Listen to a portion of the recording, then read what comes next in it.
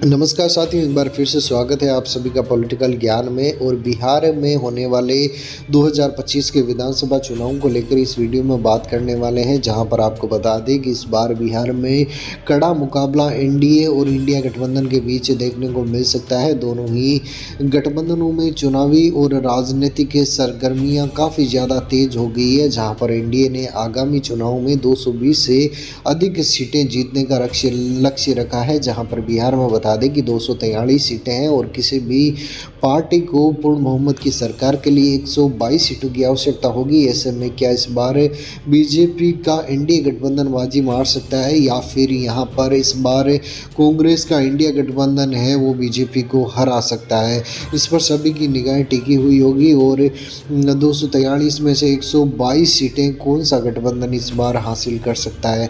बात करें तो इंडिया गठबंधन के नेता और विपक्षी पार्टियां भी इस बार सक्रिय होती हुई दिख रही है। इस गठबंधन में आरजेडी के साथ साथ कांग्रेस और अन्य पार्टियों ने मिलकर चुनावी तैयारियां शुरू कर दी है, जहां पर वे नीतीश कुमार की सरकार की नीतियों पर सवाल उठाते हुए समर्थन जुटाने का प्रयास करने वाली है।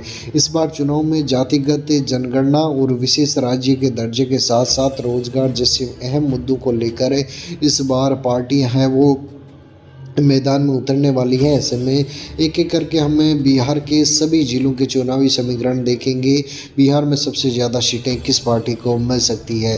सबसे पहले बात कर लेते हैं बिहार के अरवल जिले की 2 विधानसभा सीटों के बारे में। तो यहाँ पर बता दें कि एनडीए गठबंधन को 1 सीट मिल सकती है, वहीं यहाँ पर इंडिया गठबंधन भी 1 सीट बटोरता हुआ नजर आ रहा है। बिहार का अगला जिला जहानाबाद है, जहाँ पर 3 विधानसभा की सीटें रखी गई है और इन 3 सीटों में से एनडीए 2 सीटें यहां पर जीतता हुआ नजर आ रहा है, जबकि कांग्रेस के इंडिया गठबंधन को भी यहां से 1 सीट मिलने वाली है।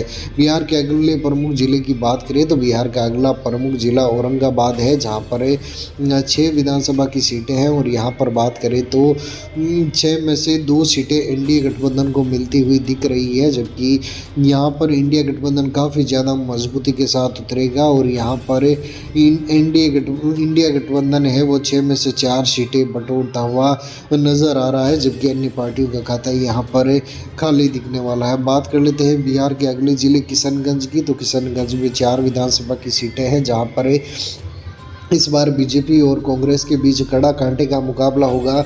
इंडिया गठबंधन 4 सीटें बटोर सकता है, जबकि कांग्रेस के इंडिया गठबंधन के खाते में भी यहां से 2 सीटें आने वाली है।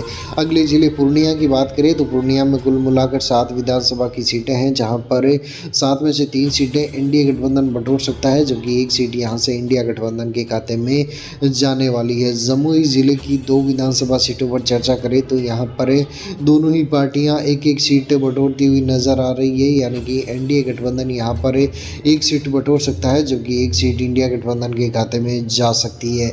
अभी तक के चुनावी समीकरण में 41 सीटों में से एनडीए गठबंधन को 22 सीटें मिली है, जो कि पहले स्थान पर चल रही है, जबकि कांग्रेस के इंडिया गठबंधन को अभी तक 19 सीटें मिली है, जबकि अन्य विपक्षी पार्टियों का खाता अभी तक खाली दिख रहा है। और अभी तक के 41 सीटों के समीकरण के मुताबिक बीजेपी का एनडीए गठबंधन काफ़ी ज़्यादा मजबूती के साथ आगे बढ़ता हुआ नजर आ रहा है। तो चलिए आगे बढ़ने के साथ ही अगले जिले की बात कर लेते हैं। तो अगला जिला अररिया है, जहां पर 6 विधानसभा की सीटें हैं और यहाँ पर 6 सीटों में से 2 सीटों पर बीजेपी का एनडीए गठबंधन जीतता हुआ दिख रहा है, जबकि 6 में से 3 सीटों पर कांग्रेस का इंडिया गठबंधन बाजी मार सकता है। 1 सीट अन्य के खाते में भी यहाँ से जाने का अनुमान लगाया जा रहा है।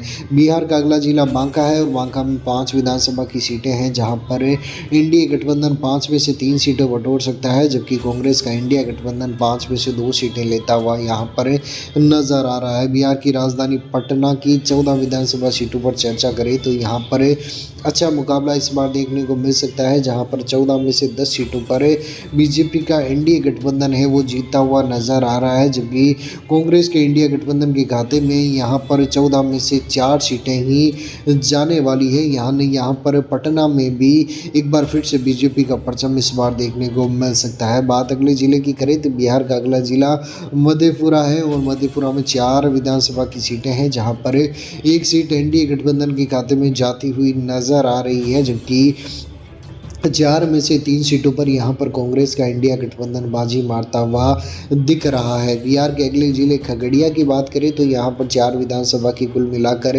सीटें हैं, जहां पर इंडिया गठबंधन 4 में से 2 सीटें लेता हुआ नजर आ रहा है, जबकि खगड़िया में 4 में से 2 सीटों पर इस बार कांग्रेस का इंडिया गठबंधन जीतता हुआ नजर आ रहा है। बात बिहार के अगले जिले सुपौल की करें तो सुपौल में 5 विधानसभा की सीटों पर इस बार चुनाव होने हैं, जहां पर 5 में से 3 सीटों पर इस बार एनडीए गठबंधन बाजी मारता हुआ दिख रहा है, जबकि बात करें तो सुपौल की 5 में से 2 सीटों पर इस बार इंडिया गठबंधन जीत सकता है। अभी तक के समीकरणों में 79 सीटों में से बात करें तो इस बार 43 सीटों के साथ एनडीए आगे हैं और 35 सीटों के साथ इंडिया गठबंधन दूसरे स्थान पर चल रहा है। अगले जिले की बात करें तो अगला जिला चंपारण है और चंपारण काफ़ी महत्वपूर्ण जिला है, जहां पर 9 विधानसभा की सीटें हैं और यहाँ पर इस बार बीजेपी का एनडीए गठबंधन ने 9 में से 5 सीटें लेता हुआ नजर आ रहा है, जबकि कांग्रेस का इंडिया गठबंधन भी यहां पर 9 में से 3 सीटें ले सकता है, जबकि 1 सीट अन्य पार्टियों के खाते में जाने का अनुमान है।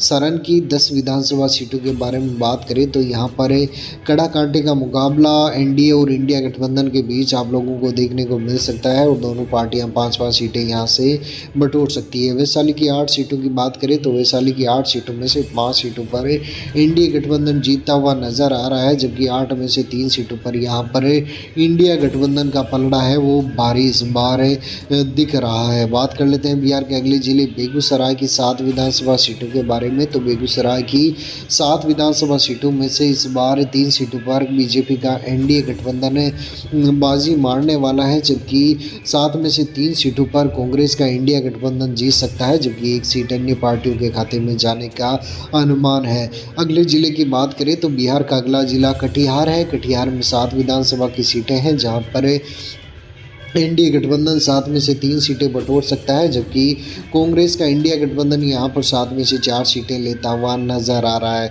समस्तीपुर की बात करें तो समस्तीपुर में भी कुल मिलाकर 10 विधानसभा की सीटों पर चुनाव कराए जाने हैं, जहां पर बीजेपी का एनडीए गठबंधन 10 में से 5 सीटें बटोर सकता है, जबकि बात करें तो समस्तीपुर की 10 में से 5 सीटों पर इस बार कांग्रेस का इंडिया गठबंधन बाजी मारता हुआ नजर आ रहा है। चलिए साथियों आगे बढ़ लेते हैं और बात कर लेते हैं बिहार के एक और जिले भागलपुर की 7 विधानसभा सीटों के बारे में। तो भागलपुर की 7 विधानसभा की सीटों में से बीजेपी का इंडिया गठबंधन 4 सीटों पर बाजी मारने वाला है, जबकि कांग्रेस का इंडिया गठबंधन 3 सीटें जीतने वाला है। मुंगेर की बात करें तो मुंगेर में 3 विधानसभा की सीटें हैं, जहां पर 3 में से 2 सीटों पर एनडीए गठबंधन बाजी मारने वाला है, जबकि मुंगेर की 1 सीट पर एनडीए गठबंधन जीतता हुआ नजर आ रहा है। पश्चिमी चंपारण की 12 विधानसभा सीटों पर चर्चा करें तो यहां पर एनडीए गठबंधन 12 में से 7 सीटें जीत सकता है, जबकि 12 में से 5 सीटों पर यहां पर इंडिया गठबंधन जीतता हुआ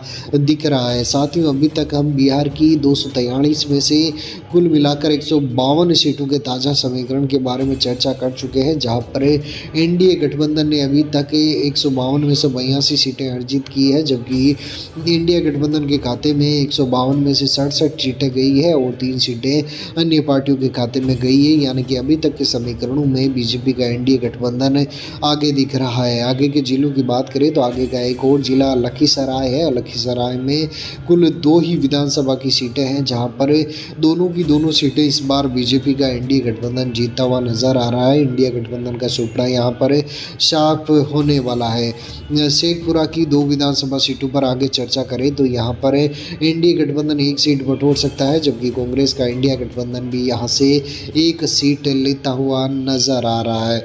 आगे बढ़ने के साथ ही बात कर लेते हैं नालंदा की 7 विधानसभा सीटों के बारे में। तो नालंदा की 7 सीटों पर इस बार बता दें कि बीजेपी का एनडीए गठबंधन जीतने का अनुमान लगाया जा रहा है। इंडिया गठबंधन का सुपड़ा यहाँ से भी इस बार पूरी तरह से शार्प होने का अनुमान लगाया जा रहा है। बात कर लेते हैं बिहार के अगले जिले मधुबनी की 10 विधानसभा सीटों के बारे में तो 10 विधानसभा सीटों में से मधुबनी में 5 सीटों पर बीजेपी का एनडीए गठबंधन जीत सकता है, जबकि बात करें तो मधुबनी में 10 में से 4 सीटों पर इंडिया गठबंधन बाजी मारेगा, 1 सीट अन्य पार्टियों के खाते में जा सकती है। भोजपुर की 7 विधानसभा की सीटों में से 4 सीटों पर एनडीए गठबंधन जीत सकता है, जबकि कांग्रेस का इंडिया गठबंधन यहाँ से 3 सीटें बटोर सकता है। दरभंगा की 10 सीटों की बात करें तो यहाँ पर 7 सीटों पर इंडिया गठबंधन जीत सकता है, जबकि 3 सीटें यहाँ पर इंडिया गठबंधन के खाते में जाने वाली है।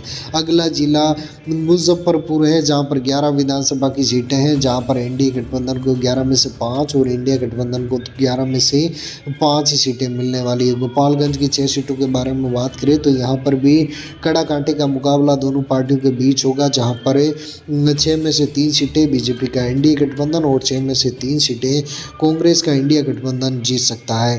बात करते हैं, आगे बढ़ते हैं और बिहार के सिवान जिले की 8 विधानसभा सीटों के बारे में। तो यहाँ पर 8 सीटों में से 3 सीटों पर इस बार एनडीए गठबंधन बीजेपी का जीतता हुआ नजर आ रहा है, जबकि कांग्रेस का इंडिया गठबंधन 5 सीटों पर यहाँ पर जीत सकता है। अभी तक के समीकरण में हम 243 में से 215 विधानसभा की सीटों पर चर्चा कर चुके हैं, जहाँ पर कांग्रेस बीजेपी का एनडीए गठबंधन अभी भी 119 सीटों के साथ आगे चल रहा है, जबकि एनडीए यानी कि एनडीए के साथ ही यहाँ पर कांग्रेस के इंडिया गठबंधन को 91 सीटें अभी तक के समीकरण के मुताबिक मिली है। आगे बात कर लेते हैं सहरसा जिले की। तो सहरसा जिले में 4 विधानसभा की सीटें हैं, जहाँ पर 2 सीटें बीजेपी का एनडीए गठबंधन जीत सकता है, जबकि 2 सीटें कांग्रेस का इंडिया गठबंधन यहाँ से जीतता हुआ नजर आ रहा है। अगले जिले की बात करें तो बिहार का अगला जिला नवादा है, जहाँ पर 5 विधानसभा की सीटें हैं, जहाँ पर कांग्रेस का इंडिया गठबंधन 2 सीटें बटोर सकता है, जबकि बीजेपी के एनडीए गठबंधन के खाते में नवादा में 5 में से 3 सीटें आने का अनुमान है। गया की बात करें तो गया में 10 कुल विधानसभा की सीटें हैं, जहां पर 6 सीटों पर बीजेपी का एनडीए गठबंधन इस बार बाजी मार सकता है, जबकि 4 सीटों पर यहां से कांग्रेस का इंडिया गठबंधन जीतता हुआ नजर आ रहा है। बिहार के अगले जिले शिवहर की बात करें तो यहाँ पर केवल 1 विधानसभा की सीट है, जो सीट एनडीए गठबंधन के खाते में जाने वाली है। और सीतामढ़ी की 8 विधानसभा की सीटों पर चर्चा करें तो यहाँ पर 8 में से 6 सीटें एनडीए गठबंधन जीत सकता है, जबकि इंडिया गठबंधन के खाते में केवल 2 सीटें आने वाली है।